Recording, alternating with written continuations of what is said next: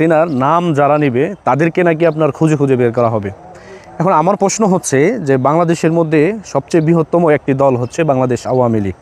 এই দলটির সভাপতি হচ্ছে প্রধানমন্ত্রী শেখ হাসিনা। এখন ওনার নাম যারা নিবে তাদেরকে খুঁজে খুঁজে বের করা হবে। আমার প্রশ্ন হচ্ছে এদেশের প্রায় 40% মানুষ প্রকাশ্যে এই দলটিকে সমর্থন করে এবং সুবিধাভোগী যেমন হাসানাত আবদুল্লাহ যারা ইতিমধ্যে এই দল থেকে সুবিধা নিয়েছে, কারণ তারা কিন্তু আওয়ামী লীগ ছিল, কিন্তু তারা প্রকৃত আওয়ামী লীগ ছিল না, তারা ছিল সুবিধাবাদী আওয়ামী লীগ। যেমন তাদের ফেসবুক পোস্টগুলো যদি আপনি বিগত বছর আগের যে ফেসবুক পোস্টগুলো যদি আপনি দেখেন তাহলে কিন্তু সেখান থেকে অনেক কিছুই আমরা বুঝতে পারি।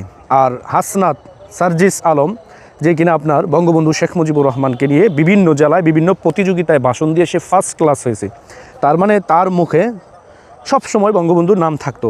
এখন কি এমন আলাদিনের চেরাগ পেয়ে তারা শেখ হাসিনার নামও নিতে পারবে না, যে নাম নিবে তাদের খুঁজে বের করা হবে, এরকম হুমকি দেয়? আদৌ কি এই হুমকিগুলো আমরা কিভাবে নিচ্ছি বা আওয়ামী লীগ যারা করে তারা কিভাবে নিচ্ছে, এটা হচ্ছে এখন দেখার বিষয়। যদিও এদেশে আপনারা যদি চান যে শেখ হাসিনার নাম কেউ নিবে না, তাও কিন্তু আরও বেশি মানুষ শেখ হাসিনার নাম নেবে। আপনারা যত কণ্ঠ স্তব্ধ করতে চাইবেন মানুষ ততই শেখ হাসিনা বলে স্লোগান দিবে। কিন্তু আপনাদের নাম নেওয়ার মতন আমার হয় অনেক সময় আমি নিজেই কনফিউজ হয়ে যাই যে একটা সময় আপনাদের নাম নেওয়ার মতন কিন্তু মানুষ এই বাংলাদেশে থাকবে না। সেদিন কিন্তু বেশি দূরে নয়, এটা অতি দ্রুত এবং কি দ্রুত সময় বাংলাদেশের মানুষ সেটা দেখতে পাবে বলে আমি মনে করি। আজকে আপনারা শেখ হাসিনার নাম নেবে বলে আপনারা নাম নিলেই আপনারা তাদেরকে খুঁজে বের করবেন, এরকম স্পর্ধা বা এরকম সাহস আপনাদেরকে কে দিয়েছে?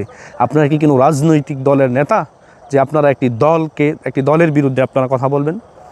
বলতে পারেন না আপনারা এটা, কারণ আপনারা ইতিমধ্যে মির্জাফর হিসাবে সারা ওয়ার্ল্ডের মধ্যে আপনারা প্রকাশিত হয়ে গেছেন। আপনারা যে রাজাকার কাদেরকে বলতো?